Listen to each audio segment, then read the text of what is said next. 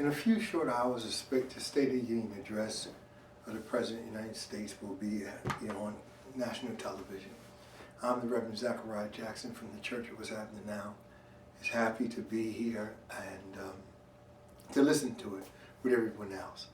But again, I guess this State of the Union touches me so different because it's President Obama's last State of the Union address. You know, 8 years ago in 2008 when he won office, I was in Plainfield, New Jersey at that time. And one of the assemblymen had this big function where I taped everybody and asked them what they thought about President Obama becoming president, and just watched the blue state, red state, and all these different things. Two Democratic conventions I went to. One was in Denver, Colorado, and the last one, 2012, was in Charlotte, North Carolina. It was a good ride. It has been a good ride, and of course, it's not over yet. We still got about 11 more months before the president physically leave the White House, him and the family. But I just want to, I don't know, just say some words that, wow, 8 years, the world has changed so much. I came in office and we were all near bankruptcy, I guess, at the time. The housing market was on the blink, the auto industry was crazy, and just so many things was going on. YouTube was evolving, and iPhone and Android phone, and oh my God, so many things have happened. I've been back and forth to Georgia 4 or 5 times, and meeting with friends, interviewing people all around the country and things, and just getting a common story. But tonight is special because it's right here is the last State of the Union address for the President Barack Obama. It's been a good ride, and of course you're going to hear this right here after the State of the Union tomorrow, the 13th. I put it on YouTube, but it's just good to just be able to do that. So again, this is the American Reverend Zachariah Jackson from the Church of What's Happening Now. I just have to say that, hey man, God is good. It's been a good ride. It's been a good ride. Because if I talk any longer, tears will come down my eyes. It's been an emotional ride. It's been a learning time, and it's been all that. And you know what? At the end of the day, I realized something. We all in this nation here, we all gonna be all right. Thank you. I will go back to taping when they first entered the State of the Union address. I like to hear them clapping and things of that nature. So that'll be on YouTube tomorrow too. But again, it's a fabulous thing. Thank you for listening to me for 8 years on YouTube and Facebook and, oh man, Yahoo, Google, and just, I don't know, just evolving. And that's what it's all about. Thank you. Thank you. Thank you.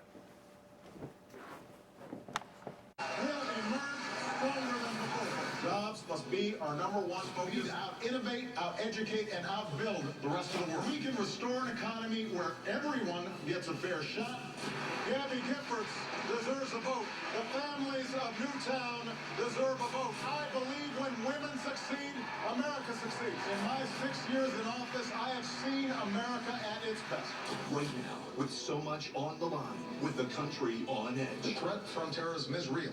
We will destroy ISIL. And just days after this moment, the president, emotional, moved to tears, taking on guns in America. Every time I think about those kids, it gets me mad. And facing a Republican Congress fighting for their priorities. Now tonight, for his final time, President Obama stands before a joint session of Congress. What does he want you to know on this historic night? I don't think I have ever been more optimistic about a year ahead than I am right now. From ABC News, live from the nation's capital, the State of the Union address and the Republican response. Now reporting, George Stephanopoulos. Good evening and welcome to our coverage of President Obama's final State of the Union. The president about to enter the House chamber for the 7th and last time, armed with an optimistic speech ready to make the case that America is resurgent and strong under his leadership. But he'll be speaking tonight to a Congress that doesn't buy it and a country that doesn't believe it. With 7 out of 10 Americans convinced we're heading in the wrong direction. And late today, a new wrinkle, word that 2 U.S. Navy boats patrolling in the Persian Gulf with 10 sailors on board have been detained by Iranian authorities as we watch for the president, Our Chief Global Affairs correspondent Martha Reddit's here with the latest on that breaking news. George, the U.S. sailors were transiting from Kuwait to Bahrain when one of the boats apparently had mechanical trouble. It drifted into Iranian territorial waters, say U.S. officials. That's what they believe happened.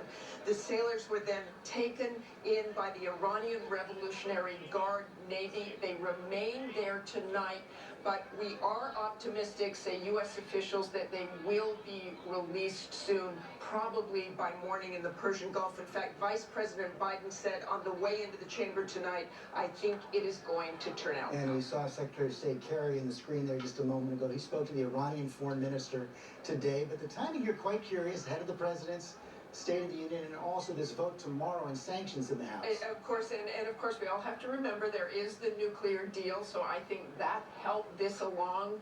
The United States has somewhat better relationship with Iran. Secretary Kerry immediately calling his counterpart about this to try to get a resolution. The White House determined not to have this overtake the speech, and the president putting out a tweet just moments ago before the speech saying, I'm treating this last State of the Union just like my first, because I'm still just as hungry. I hope you tune in because it's for you. I want to go to World News anchor David Muir. That's the tweet from the president right there. But the White House also saying that this is going to be a different kind of State of the Union.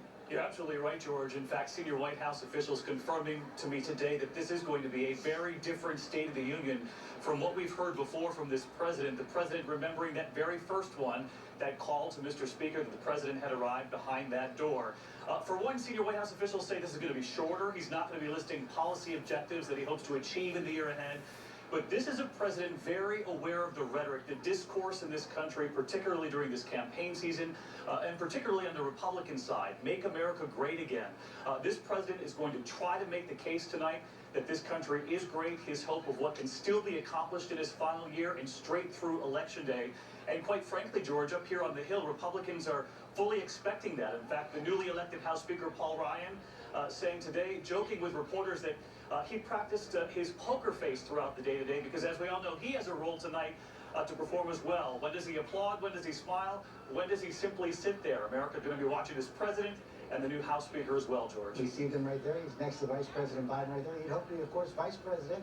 Before that, John Carl is in the House chamber just by the Speaker of the House. And John, this House chamber decidedly less friendly to the president than the first one he faced 7 years ago. That's right. It's been incredible to see what has happened to what was a Democratic majority when he first walked into this chamber as President of the United States. There are 80 fewer Democrats in this chamber tonight than there were on that night.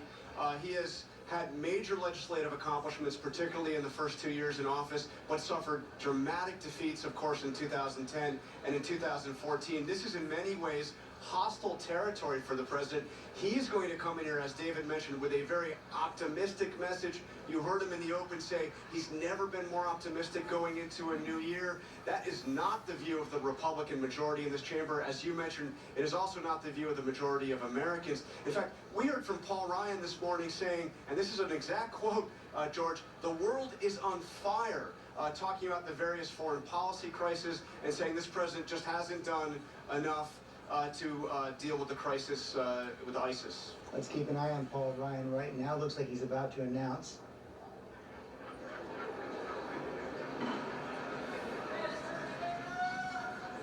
The President of the United States.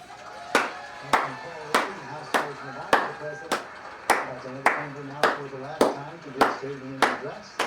Of course, members of Congress have been lining up for hours. They had a chance to meet the president, get their picture taken with him. As we're watching that our political analyst, David, we're mentioning this as well. Somewhat hostile House chamber, even more hostile on the campaign trail right now, and the candidates all tapping into this anger and anxiety and passion. I think this has to be an incredible balancing act for the president tonight. He wants to list out all the accomplishments that he's done over the course of his time in office, as well as the optimism he has for the future. But what he faces is a country that is dissatisfied, disillusioned, and distrustful of what they perceive as a dysfunctional government in Washington, D.C. And he came in his first inaugural address. He talked about getting past all the discord and conflict. And he is faced today with a country that is in much discord and conflict that as we've seen in a generation. And part of the message tonight, we have to fix our politics. Big smile on the president's face right now with Pierre Thomas, our Chief Justice Correspondent. We all remember the president's tears last week. Speaking about the gun issue, there will be an empty chair next to the First Lady tonight to symbolize the victims of gun violence in America. Such a frustrating issue for this president. In fact, it has been, George, that chair symbolizing those victims and the pain and the frustration from the president. Despite all those mass shootings, despite Newtown and those dead children, the president crying last week because he knows he's not been able to get any major legislation passed in this Congress, and he won't before he leaves office. And Pierre, the Homeland Security Secretary, Jay Johnson, the designated cabinet member, is sit outside the chamber tonight in case some kind of catastrophe strikes. And of course, he's the man on watch every single day for another issue that's makes so many Americans anxious, this threat from ISIS. George, in fact, the threat from ISIS is probably more imminent than any threat from terrorism that the country's faced since 9/11. ISIS has been able to maximize the use of social media to the point where they have people inside the United States who are prepared to attack at any moment. In fact, the FBI has arrested 70 people in the last 2 years with ties to ISIS, so-called lone wolves, and we saw that in San Bernardino just a few weeks ago. We're joined by conservative radio host Hugh Hewitt as well today as the president greets the members of the Supreme Court. And that issue of the fight against ISIS, one that the Republican candidates and members of Congress have been emphasizing, and they say they want to hear a strategy from the president tonight. Well, Ben Sass tweeted out earlier, George, that that's his #1 job. In fact, he should mention the Navy sailors who are being held by Iran tonight. But I will note that it might be the president's last State of the Union. It's Paul Ryan's first State of the Union, and may he be there for decades more. This glorious pageant. When you have Vice President Biden and Speaker Ryan, last time I saw them together, they were debating each other. And so that's the upside of tonight. The downside is what you said earlier. The Congress isn't buying what the president's selling. The president walking up to the podium right now. Could you remember, speaking up on that point, a few years ago you had Republican and Democratic members of Congress sitting next to each other in the chamber. That experiment seems to have been short-lived. A lot of those people were defeated because the American people are divided, and the president's approval is equally divided, about half and half. That he's doing a good job, and so you have that tension there. But as you just said, great pageantry, and it's pretty hard to run down the country when you're looking at something like this. First Lady and Biden Preston. Yes, as well as you listen to the president.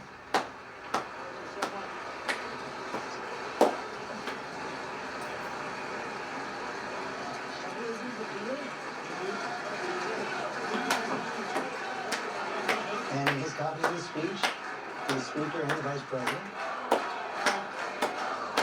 John Carl, what's that cheer there? Fired up and ready to go. You'll hear more about that in the speech.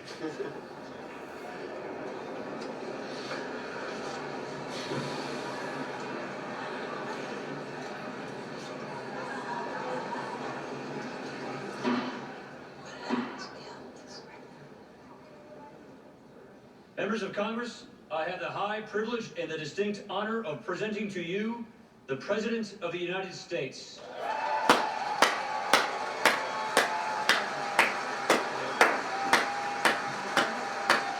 Congressional correspondent Mary Bruce, also in Statutory Hall. As David said, the Speaker would probably see you got this first round out okay.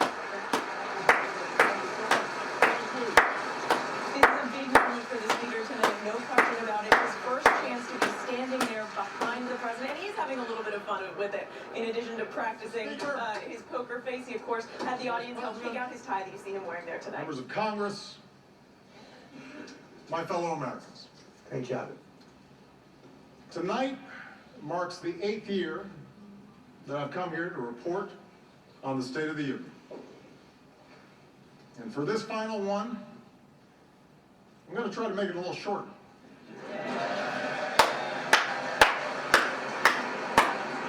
I know some of you are anxious to get back to Iowa.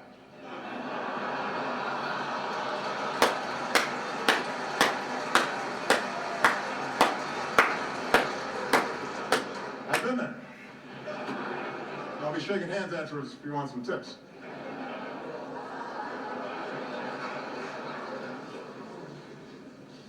Now, I understand that because it's an election season, expectations for what we will achieve this year are low. But Mr. Speaker, I appreciate the constructive approach that you and other leaders took at the end of last year to pass a budget and make tax cuts permanent for working families. So I hope we can work together this year on some bipartisan priorities, like criminal justice reform, and helping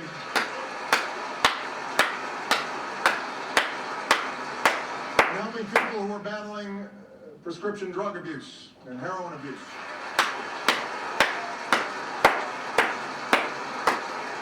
So, who knows, we might surprise the cynics again. But tonight, I want to go easy on the traditional list of proposals for the year ahead. Don't worry, I've got plenty. From helping students learn to write computer code to personalizing medical treatments for patients, and I will keep pushing for progress on the work that I believe still needs to be done. Fixing a broken immigration system. Protecting our kids from gun violence. Equal pay for equal work. Paid leave. Raising the minimum wage.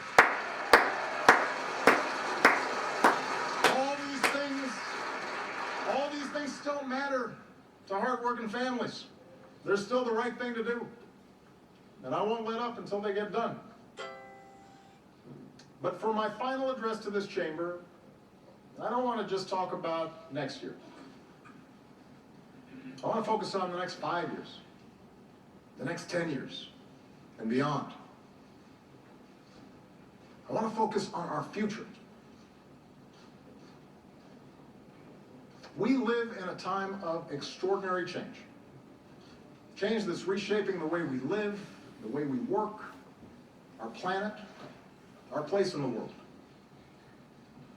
It's change that promises amazing medical breakthroughs, but also economic disruptions that strain working families.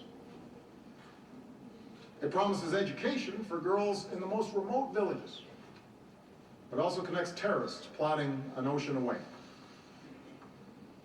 It's change that can broaden opportunity or widen inequality. And whether we like it or not, the pace of this change will only accelerate. America's been through big changes before.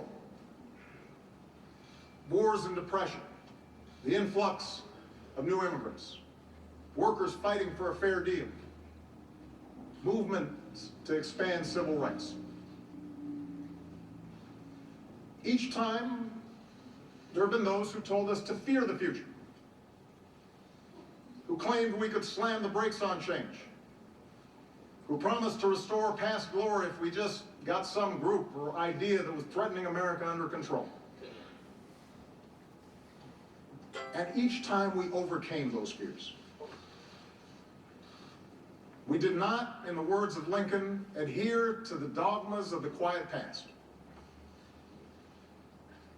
Instead, we thought anew and acted anew. We made change work for us, always extending America's promise outward to the next frontier, to more people. And because we did, because we saw opportunity where others saw peril, we emerged stronger and better than before. What was true then can be true now. Our unique strengths as a nation, our optimism and work ethic, our spirit of discovery, our diversity, our commitment to rule of law. These things give us everything we need to ensure prosperity and security for generations to come. In fact, it's in that spirit that we have made progress these past 7 years. That's how we recovered from the worst economic crisis in generations.